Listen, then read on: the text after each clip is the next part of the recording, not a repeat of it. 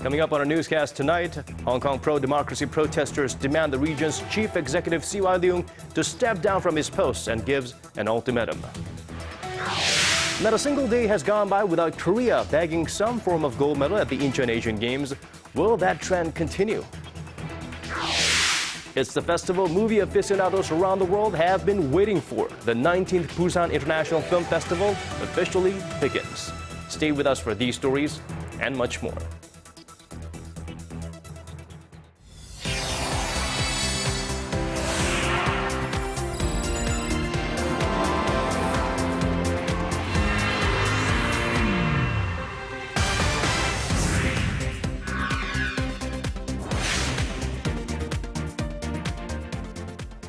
Hello and welcome to Arirang News. It's Thursday, October 2nd here in Korea. Live from Seoul, I'm Laah Hyun-kyung. And I'm Daniel Choy. Thank you for joining us.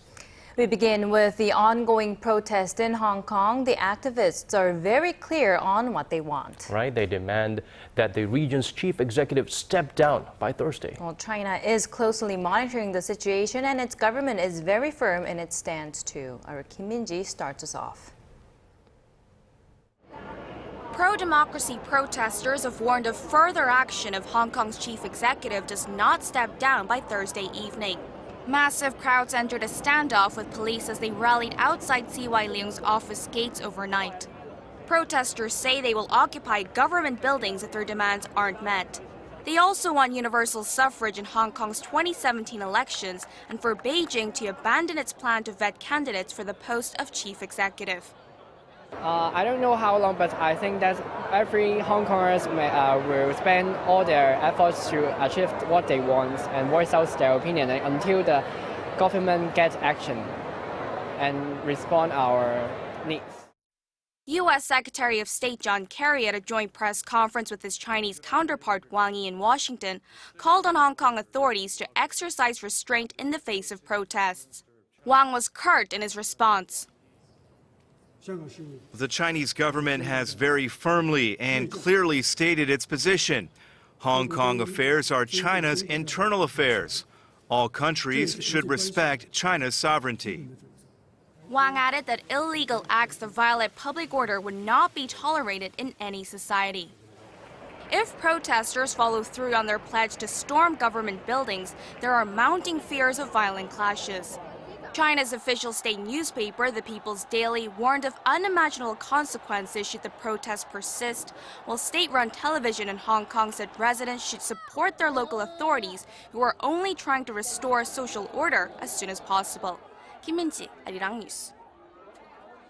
Reports coming out of Washington suggest that North Korea has carried out another engine test for the KN-08, that's North Korea's intercontinental ballistic missile. Now, the regime is also suspected to have upgraded one of its major rocket launching sites. Kim Young-gil has more. U.S.-based think tank 38 North says satellite imagery shows the missile's first-stage engine was tested in mid-August at the Seoul launch site in North Korea's northwestern Dongchangni region. This adds to a series of engine tests Pyongyang has carried out since 2013. It remains unclear how successful these tests have been, though. Security expert Joel Witt, who runs the 38 North website at Johns Hopkins University, says North Korea could be moving on to full-scale tests of the KN-08 because these kind of engine tests are normally stepping stones to that end. The missile is believed to have a range of at least 5,500 kilometers, which means the U.S. state of Alaska is within its range. North Korea is not only testing engines either. It has also completed a major program to upgrade the Seoul satellite launching station that began late last year. A gantry tower was raised to 55 meters by adding 3 new platforms to handle up to 50-meter-long rockets. The existing launch pad has been upgraded to launch rockets even larger than the Unha-3 North Korea sent into space in late 2012. With the completion of the engine test, 38 North says Pyongyang may decide to test fire another rocket before the year is out. A new, even larger rocket than the Unha-3 is also reportedly under development, but the website says it'll be several years before it's fully operational. Kim Young-gil, Arirang News. Every Wednesday here in Korea, victims of Japan's sexual enslavement of women during wartime gather with their supporters to hold a rally. That weekly protest has been taking place for more than 2 decades now. According to our Kwon-soa, this week they were joined by a special group of supporters. In front of the Japanese embassy in Seoul at a weekly Wednesday gathering dedicated to the women who were forced into sexual slavery by the Japanese military during World War II, Japanese Christians join in. As a Japanese citizen, I want to sincerely apologize for the violation of your dignity and human rights. I want to apologize to the victims of sexual slavery and for the unresolved pain it caused. I am so very sorry.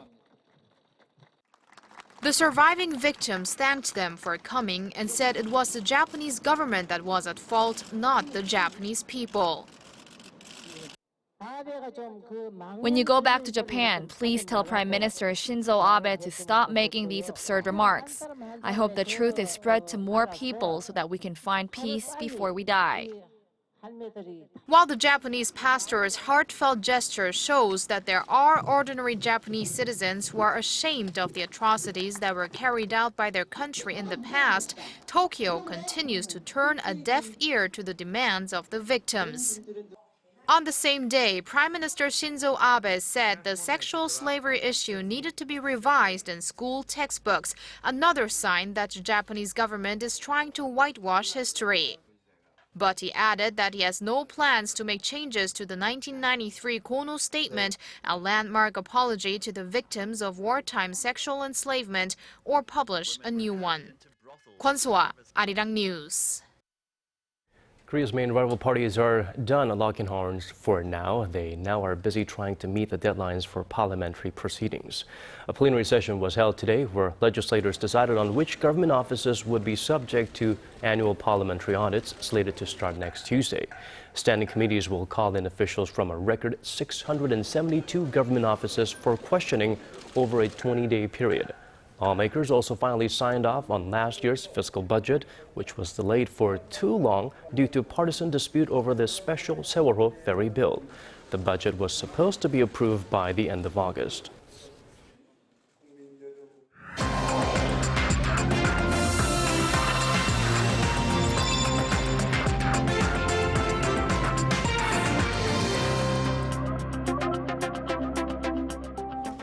Now, this may not be a widely known fact, but October 2nd of every year is dedicated to the elderly here in Korea. Well, now we know. On that note, we are going to talk about some of the social and economic issues senior citizens in Korea are facing these days. For that, we have Professor Lee In-soo from Hanseo University. Professor, thank you for joining us. Thank you. All right, so let's start with what could be a not-so-rosy future for us. How would you evaluate the current policies that are in place for Korea's elderly? Okay, first of all, our Korean policy for the elderly is a little bit unbalanced because all the people in Korea spend all the money for educating their children and bringing up their marriage. For instance, my father and mother gave me all the money for my college tuition and bought me a small house after the marriage. But young people are not willing to take care of the old people. So our country has more encouragement plan for young people to take care of old people. But that policy is a little bit unbalanced. So you're saying that the younger generation may be a little bit reluctant not to support their parents, but there needs to be a more fundamental system. Or, for example, tax breaks, you were saying earlier. In case young people live with the old people, then they can little benefit for tax reduction and little bonus points for like many exam for job market, like that. So you're saying that if they can prove somehow that they are supporting their parents, then they can have more support or supporting points for exam or getting jobs or getting like hired. Cohabitant with the older parents or they pocket money for their older parents monthly. If they can prove that, they should have some benefit. So now it's not enough. Right, this is a difficult time, not just for the aging population, but for the younger generation as well, because their tasks and their priorities and duties are changing so rapidly. So let's hope they can cope with it. We have some reports saying that Korea will be a super age society 26 years after becoming an aging society. Why are we moving so fast compared to other countries? Okay, comparing to other OECD countries like Northern European countries and North America, Korean old people experience baby boom, and after that, middle-aged people's child control policy. So these two systems are quite different from other countries. Like America or European country, old people have only baby boom. But in Korea, old people have baby boom, then younger generation has birth control policy, like birth control surgery. Yeah, I know so many people who took birth control surgery. So these two systems make all people population very high rate. Right. So the government campaigning for having maybe just one child or after two. That, shortly after the baby boom was the problem. In your we opinion. overshot our target. Yeah. Okay. Well, what priorities should we be making to make sure the elderly are able to enjoy a good life in the future then? Okay, I was talking about unbalance between young people and old people. So now the first step is to make young people join together everything for emotional life with old people, like kindergarten children and elementary school children. They have to be encouraged to join with old people like late 70s or early 80s. So in the future, all people can have a very enhanced emotional well-being with the younger generation. That's the first thing I think for good life quality of old people. Second, extending their mandatory retirement age. Like a factory worker, they have to retire like 58 years old, and government officer, they have to retire 61. So we have to extend more age for the mandatory retirement. That's the two things Korean government has to keep for better quality of life for all the people in the future. Right, I guess we'll be seeing very young Koreans fighting with very old Koreans for jobs in the near future. Well, I'm not a part of the solution when it comes to making a super age society, unfortunately. I'm hoping that the government has some solution to, respond to this drastic change that comes with the super age society in Korea. What kind of preparation do you think needs to be placed? Okay, I think in Korea we have a national pension program. In addition to the national pension program, I think we have to add a small special section in income tax for self-retirement benefit. For instance, I pay national pension program money every month. In addition, I have to pay little money for my own retirement benefit, as well as a national pension program. So in other countries like America or Canada or European country, many old people are enjoying their financial benefit from their own savings whenever they took some income tax. So in Korea, we have to add that kind of small system to income tax policy, as well as national pension program. And second, I think Korean policy has to make more attention to elderly housing, like retirement home or shared housing, as well as nursing home. But many business people are too much interested in building nursing home for demented or very sick old people, because they can enjoy some benefit from national insurance program. But as well as the nursing system, we have to expand more elderly housing for healthy and old people. Like they can work at home, or they can play little golf at home, or they can enjoy that in the shared housing, not just nursing homes, and not just homes for people suffering from dementia, for example. Yes. All right. Yes, yeah. All right, thank you very much, Professor, for coming in today and sharing your analysis with us. Thank you. Okay, thank you.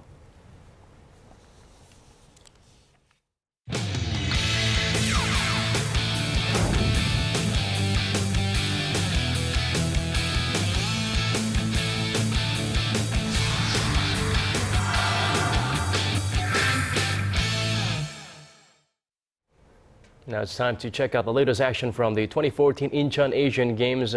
She is voted as the star who would shine the brightest at the Asiad in surveys before the games begin. Son Yeon-jae is in the spotlight as rhythmic gymnastics enter its second day of competition. That's right. Arirang's Song Ji-sun joins us from the News Center. Ji-sun, Korea's rhythmic gymnasts had an eventful Wednesday, winning their first ever silver in the team event. But tonight they will be on their own in the individual competition, right?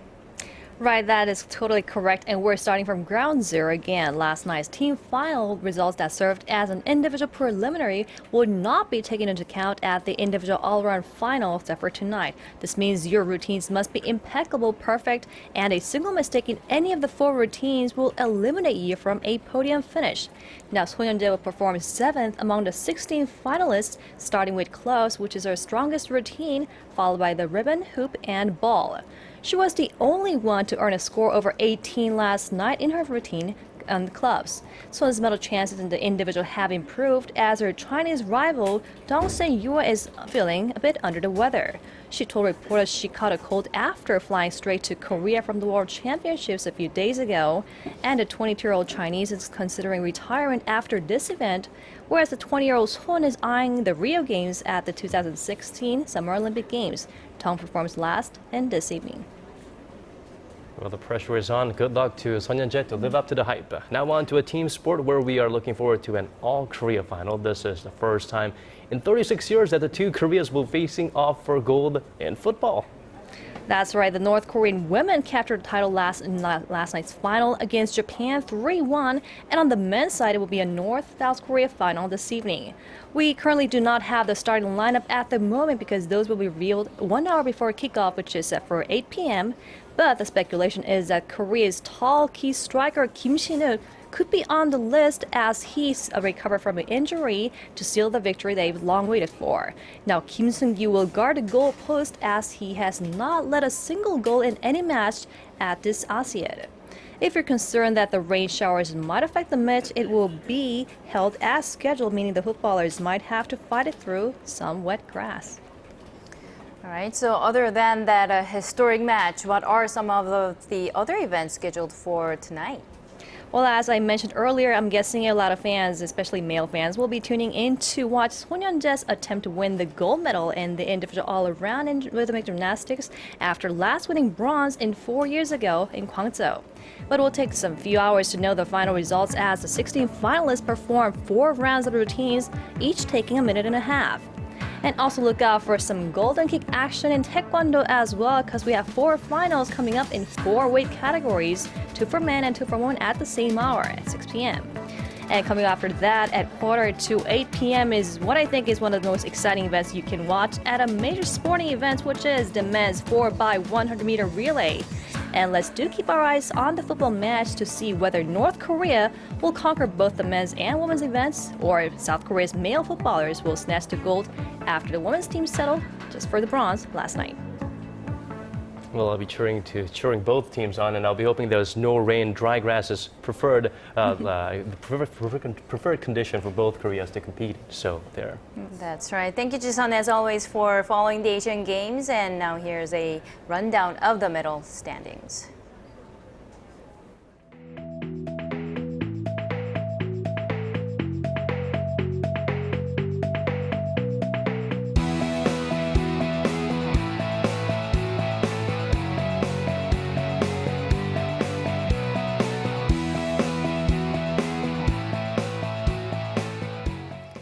Korea's exports to its largest trading partner, China, rebounded in September, but the real question is, will this trend continue?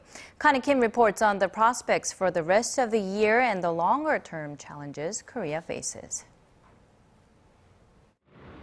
For most Korean policymakers and businessmen, one of the most encouraging signs from September trade data is a rise in exports to China. Outgoing shipments to Korea's largest trading partner rebounded for the first time in 5 months. The total came in at 12.7 billion won, or roughly $12 million in September, up 6.5% from a year earlier. More importantly, the gain came mostly in intermediary goods that are fitted by Chinese exporters in their finished products. Shipments rose by more than 50% for computer parts, some 32% for semiconductors, and 13% for petrochemical products.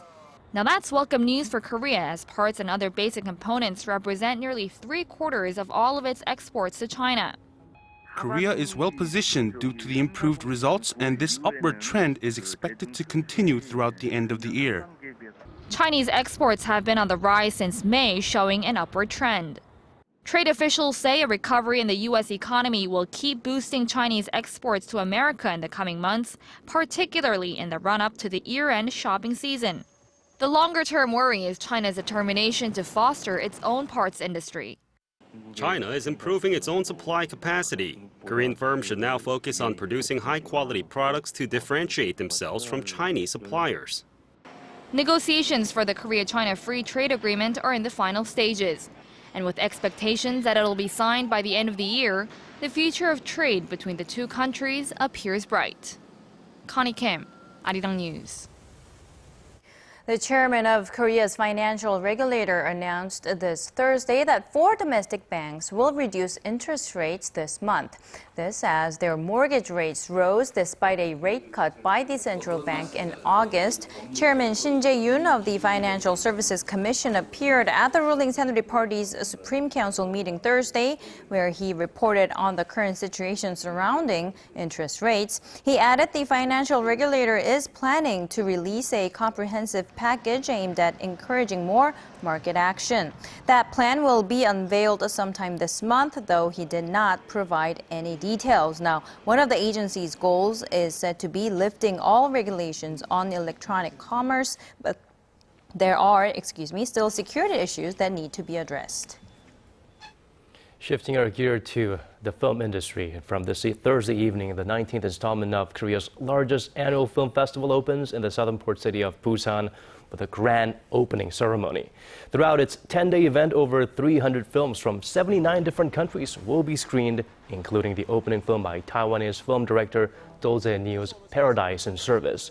While 12 films by up-and-coming Asian filmmakers from 12 countries will compete for the festival's main competition section, New Currents category. The festival offers special attention to Georgian female filmmakers and Turkish cinema. Since its inception in 1996, the festival has focused on discovering and introducing Asian film talents and their works.